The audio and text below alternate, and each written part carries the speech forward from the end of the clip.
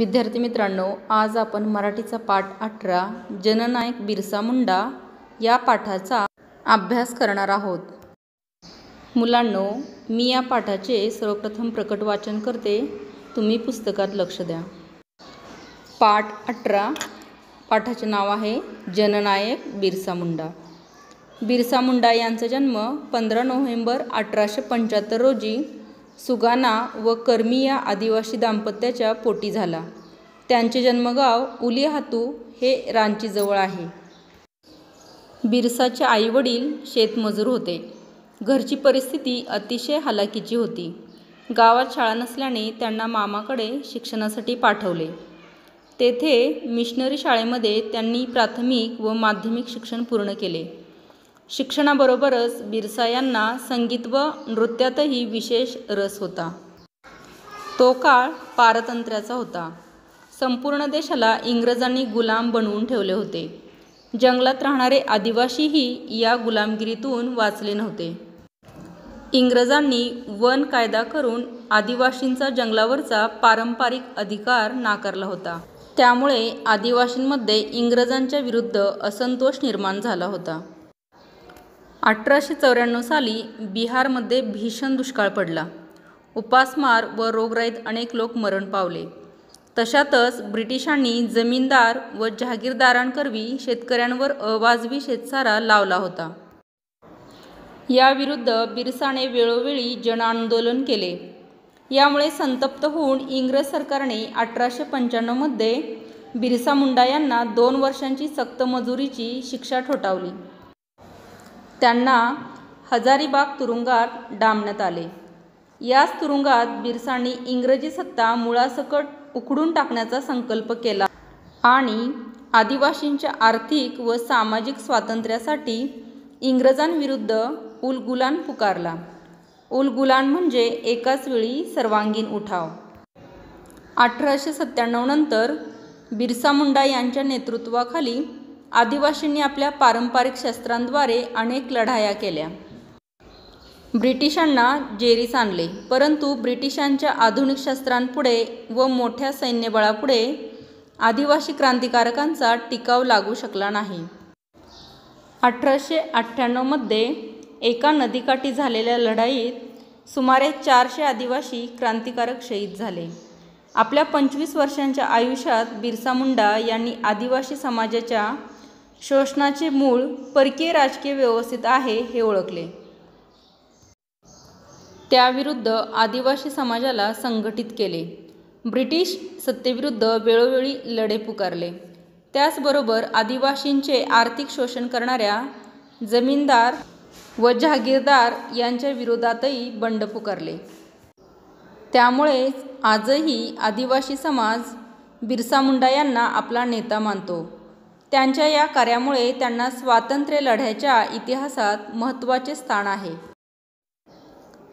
सन 1900 मध्ये बिरसा मुंडा पहाडांमध्ये आदिवासी जनतेस मार्गदर्शन करत असताना ब्रिटिश सैन्याने अचानक हल्ला चढवला।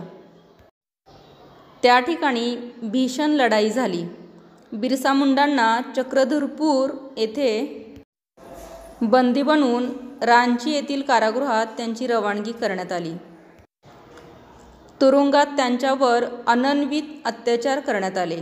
त्यामुळे 9 जून 1900 रोजी त्यांना तुरुंगातच वीरगती प्राप्त झाली। भारतीय स्वातंत्र्य लढ्याच्या इतिहासात बिरसा मुंडा हे नाव अमर झाले। या वीराने आदिवासींच्या न्याय्य हक्कांसाठी मोठा लढा दिला। त्यामुळे लोकांनी त्यांना जननायक हा किताब बहाल केला। पहा मुलांनो, या पाठामध्ये जननायक बिरसा मुंडा यांच्याबद्दल आणि त्यांनी केलेल्या कार्याबद्दल माहिती आलेली आहे। बिरसा मुंडा यांचा जन्म 15 नोव्हेंबर 1875 रोजी सुगाना व कर्मी या आदिवासी दाम्पत्याच्या पोटी झाला। त्यांचे जन्मगाव उलीहातू हे रांचीजवळ आहे। मुलांनो, तुम्हाला माहीत आहे आदिवासी समाज हा जंगलात राहणारा आणि त्याच ठिकाणी आपला उदरनिर्वाह करणारा समाज आहे। बिरसाचे आईवडील शेतमजूर होते। शेतमजूर म्हणजे इतरांच्या शेतात जाऊन मजुरी करणे, त्यांना शेतमजूर म्हणतात. बिरसाच्या घरची परिस्थिती अतिशय हलाखीची होती, म्हणजे खूप गरिबीची परिस्थिती होती. बिरसा ज्या गावात राहत होते तिथे शाळा नसल्याने त्यांना मामाकडे शिक्षणासाठी पाठवलेले होते आणि त्या ठिकाणी मिशनरी शाळेमध्ये त्यांनी प्राथमिक व माध्यमिक शिक्षण पूर्ण केले. मुलांनो, मिशनरी शाळा म्हणजे स्वातंत्र्यपूर्व काळामध्ये काही धर्मांच्या अशा विविध शाळा होत्या की त्या शाळांमध्ये धर्माचा प्रसार करत करत शिक्षणही दिले जायचे आणि समाजसेवा देखील केली जायची. अशा प्रकारच्या मिशनरी शाळेमध्ये बिरसा मुंडा यांचे प्राथमिक आणि माध्यमिक शिक्षण पूर्ण झाले. शिक्षणाबरोबरच बिरसा यांना संगीत आणि नृत्यातही विशेष रस होता, म्हणजेच आवड होती. मुलांनो, बिरसांचा हा जो काळ आहे तो काळ पारतंत्र्याचा होता, म्हणजेच आपल्या देशाला इंग्रजांनी गुलाम बनवून ठेवले होते. जंगलात राहणारे हे आदिवासी देखील या गुलामगिरीतून वाचलेले नव्हते. इंग्रजांनी वन कायदा करून आदिवासींचा जंगलावरचा पारंपरिक अधिकार नाकारला होता. म्हणजेच काय, आदिवासींच्या जीवनव्यवस्थेवरच त्यांनी कुऱ्हाड मारली होती. तर आदिवासी हे जंगलातच राहणारे आणि जंगलातील लाकूड तोड किंवा मध गोळा करणे, डिंक गोळा करून विकणे अशी विविध कामे करत असतात आणि या कामातून मिळणाऱ्या पैशावरच त्यांच्या घराचा घरखर्च चालत असतो. पण आदिवासींच्या या हक्कावर इंग्रजांनी मात्र वन कायदा करून त्यांच्यावर बंधन आणले. जंगले, वने ही सरकारची मालमत्ता आहे असे म्हणून त्यांनी आदिवासींचा अधिकार नाकारला. इंग्रजांनी केलेल्या या कायद्यामुळे वर्षानुवर्ष जंगलात राहणाऱ्या आदिवासींमध्ये इंग्रजांच्या विरुद्ध राग निर्माण झाला, म्हणजेच असंतोष निर्माण झाला. त्यातच 1894 साली बिहारमध्ये भीषण दुष्काळ पडला होता. दुष्काळाचे 2 प्रकार आहेत, एक म्हणजे ओला दुष्काळ आणि दुसरा सुका दुष्काळ किंवा अवर्षण आणि अतिवृष्टी. ओला दुष्काळ म्हणजे प्रमाणापेक्षा जास्त पाऊस पडल्यामुळे शेतकऱ्यांनी पिकवलेली पिके कुजून जातात आणि कोरड्या दुष्काळामध्ये प्रमाणापेक्षा पाऊस कमी पडल्यामुळे पिकांना पाणी उपलब्ध होत नाही, त्यामुळे पिकवलेली पिके करपून जातात. त्यामुळे नेहमीपेक्षा उत्पन्न कमी निघते किंवा बऱ्याच वेळेला निघतही नाही. अशा दुष्काळी अवस्थेमध्ये अनेक लोकांना उपासमार सहन करावी लागते. कित्येकांना अन्न न मिळण्यामुळे जीव गमवावा लागतो. त्यातच एखादी रोगाची साथ आली तर बरेच लोक मरण पावतात. अशीच अवस्था 1894 साली बिहारमध्ये ज्यावेळेस दुष्काळ पडला त्यावेळेस उपासमार आणि रोगराईमध्ये अनेक लोक मरण पावले. अशी अवस्था असतानासुद्धा ब्रिटिशांनी म्हणजेच इंग्रजांनी जमीनदार आणि जहागीरदारांकरवी शेतकऱ्यांवर अवाजवी शेतसारा लावला होता. मुलांनो, जमीनदार, जहागीरदार आणि शेतसारा या शब्दांचे अर्थ तुम्हाला परिसर अभ्यास भाग 2 मध्ये चांगल्या प्रकारे माहीत झालेले आहेत. तर जहागीरदाराकडे ज्या गावाची सत्ता दिलेली असते त्या गावातील लोकांकडून तो काय करत असतो, शेतसारा गोळा करत असतो. शेतसारा म्हणजे काय तर तेथील जे प्रशासन असते किंवा सरकार असते ते सरकार काय करते, शेतकऱ्यांकडून पैसा, धान्य किंवा इतर वस्तूंच्या रूपाने कर वसूल करत असते. 1894 साली बिहारमध्ये भीषण दुष्काळ पडलेला असतानासुद्धा तसेच उपासमार आणि रोगराईमध्ये अनेक लोक मरण पावलेले होते, तरीसुद्धा ब्रिटिशांनी कोणतीही दयामाया किंवा माणुसकी न दाखवता जहागीरदारांकरवी शेतकऱ्यांवर अवाजवी शेतसारा लावला. अवाजवी म्हणजे प्रमाणापेक्षा जास्त. इंग्रज सरकार करत असलेल्या या अन्यायाविरुद्ध बिरसा मुंडा यांनी वेळोवेळी जनआंदोलन केले. जनआंदोलन म्हणजे काय तर प्रशासन करत असलेल्या अन्यायकारक कृतीला विरोध करण्यासाठी लोक एकत्रित येऊन त्याला विरोध करतात. याला जनआंदोलन करणे असे म्हणतात. इंग्रजांच्या अन्यायाविरुद्ध केलेल्या जनआंदोलनामुळे इंग्रज सरकार संतप्त होऊन त्यांनी बिरसा मुंडा यांना 1895 मध्ये 2 वर्षाची सक्त मजुरीची शिक्षा ठोठावली. सक्त मजुरीची शिक्षा म्हणजे 2 वर्षामध्ये या बिरसा मुंडा यांना अतिशय कष्टाचे काम करावे लागले, अशी शिक्षा त्यांना देण्यात आली. बिरसा यांना हजारीबाग तुरुंगात डांबण्यात आले होते. याच तुरुंगात शिक्षा भोगत असताना बिरसा यांनी इंग्रजी सत्ता मुळासकट उखडून टाकण्याचा संकल्प केला होता आणि आदिवासींच्या आर्थिक व सामाजिक स्वातंत्र्यासाठी इंग्रजाविरुद्ध उलगुलान पुकारला होता. आता उलगुलान म्हणजे काय, तर एकाच वेळी सर्वांगीण उठाव करणे याला उलगुलान असे म्हणतात. 1897 नंतर बिरसा मुंडा यांच्या नेतृत्वाखाली आदिवासींनी आपल्या पारंपरिक शस्त्रांद्वारे अनेक लढाया केल्या. म्हणजेच पारंपरिक शस्त्र कोणती त्यांची, तर कुऱ्हाड, धनुष्यबाण, तलवारी या शस्त्रांनी त्यांनी अनेक वेळा लढाया केल्या. ब्रिटिशांना वठणीवर आणण्यासाठी त्यांनी आटोकाट प्रयत्न केला. ब्रिटिशांना जेरीस आणले, परंतु ब्रिटिशांच्या आधुनिक शस्त्रांपुढे, म्हणजेच ब्रिटिशांकडे असलेल्या बंदुका असतील किंवा मोठमोठी शस्त्रे असतील, त्यापुढे त्यांचा निभाव लागला नाही.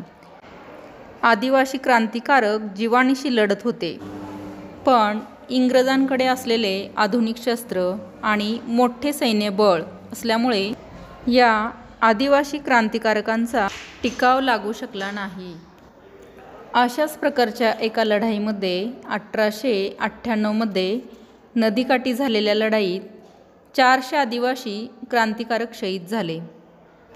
मुलांनो, शहीद होणे म्हणजे आपल्या देशाच्या स्वातंत्र्यासाठी जे लढता लढता मरण पावतात त्यांना शहीद झाले असे म्हटले जाते. हे आदिवासी क्रांतिकारक देखील आपल्या स्वातंत्र्यासाठी आणि इंग्रज करत असलेल्या अन्यायाविरुद्ध लढत होते आणि लढता लढता मरण पावले, म्हणून त्यांना शहीद झाले असे म्हटलेले आहे. आपल्या 25 वर्षांच्या आयुष्यात बिरसा मुंडा यांनी आदिवासी समाजाच्या शोषणाचे मूळ परकीय राजकीय व्यवस्थेत आहे हे ओळखले होते.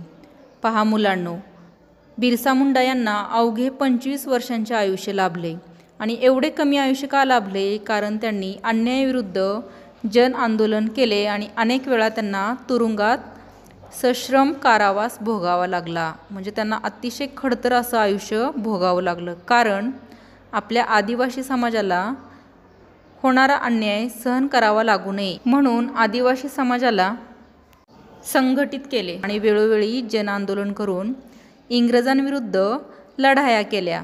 तर या लढाया करत असताना त्यांना खूप त्रास झाला. लढाया करत असताना किंवा तुरुंगवास भोगत असताना अतिशय कष्ट केल्यामुळे बिरसा यांना अतिशय कमी आयुष्य लाभले. ब्रिटिश सत्तेविरुद्ध वेळोवेळी लढे पुकारले. त्याचबरोबर आदिवासींचे आर्थिक शोषण करणाऱ्या जमीनदार व जहागीरदार यांच्या विरोधातही बंड पुकारले. त्यामुळेच आजही आदिवासी समाज बिरसा मुंडा यांना आपला नेता मानतो, कारण त्यांनी केले कार्य देखील तेवढेच महान आहे. त्यांच्या या कार्यामुळे त्यांना स्वातंत्र्य लढ्याच्या इतिहासात महत्त्वाचे स्थान आहे. सन 1900 मध्ये बिरसा मुंडा पहाडांमध्ये आदिवासी जनतेस मार्गदर्शन करत असताना ब्रिटिश सैन्याने अचानक हल्ला चढवला. त्या ठिकाणी भीषण लढाई झाली. बिरसा मुंडांना चक्रधरपूर येथे बंदी बनवून रांची येथील कारागृहात त्यांची रवानगी करण्यात आली. तुरुंगात त्यांच्यावर अनन्वित अत्याचार करण्यात आले. अनन्वित म्हणजे अतिशय कष्ट देणारे अत्याचार करण्यात आले. त्यामुळे 9 जून 1900 रोजी त्यांना तुरुंगातच वीरगती प्राप्त झाली. भारतीय स्वातंत्र्य लढ्याच्या इतिहासात बिरसा मुंडा हे नाव अमर झाले. वीरगती म्हणजे या वीराने आपल्या समाजासाठी अन्यायाविरुद्ध अनेक लढाया लढल्या आणि त्यातच त्यांना मरण आले. आपल्या समाजावर होणाऱ्या अन्यायाविरुद्ध यांनी लढाया लढत लढत आपल्या जीवाची पर्वासुद्धा केली नाही, म्हणून अशा लढता लढता आलेल्या मरणाला वीरगती प्राप्त झाली असे म्हटले जाते. बिरसा मुंडा यांचे नाव अमर झाले याचा अर्थ असा की त्यांचे नाव कधीही विसरले जाणार नाही. शेवटपर्यंत त्यांचे नाव सर्वांच्या स्मरणात राहणार, म्हणून बिरसा मुंडा हे नाव अमर झाले असे म्हटले जाते. बिरसा मुंडा या वीराने आदिवासींच्या न्याय्य हक्कांसाठी मोठा लढा दिला. त्यामुळे लोकांनी त्यांना जननायक हा किताब बहाल केला. म्हणजेच त्यांच्या नावापुढे जननायक ही पदवी लावण्यात येते. पहा मुलांनो, आपल्या भारतात ज्यावेळेस पारतंत्र्य होते त्यावेळेस इंग्रजांविरुद्ध अनेक शूरवीरांनी आपले प्राण गमावलेले आहेत. आपल्या देशाला स्वातंत्र्य मिळावे यासाठी त्यांनी आपल्या प्राणांची आहुती दिलेली आहे. या वीरांनी आणि समाज क्रांतिकारकांनी केलेल्या बलिदानामुळेच आपल्या देशाला स्वातंत्र्य मिळालेले आहे. आज आपण स्वातंत्र्यात आहोत. आज इंग्रज आपल्या देशावर राज्य करत नाहीत. पण मुलांनो, हे जे बलिदान देऊन मिळालेले स्वातंत्र्य आहे ते सतत टिकवून ठेवणे आणि त्याचा सन्मान करणे हे आपले आद्य कर्तव्य आहे. आपल्या जबाबदाऱ्या आणि कर्तव्ये वेळच्या वेळी पूर्ण करणे हे आपले प्रथम कर्तव्य आहे. हे सर्वांनी लक्षात घेतले पाहिजे.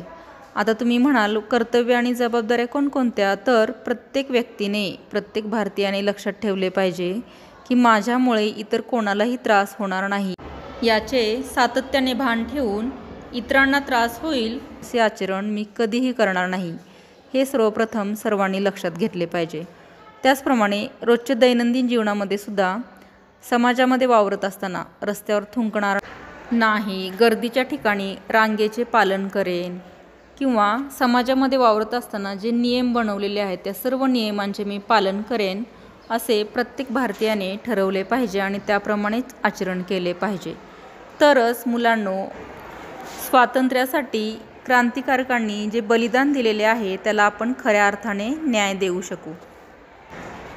हाच या पाठाचा बोध आहे मुलांनो.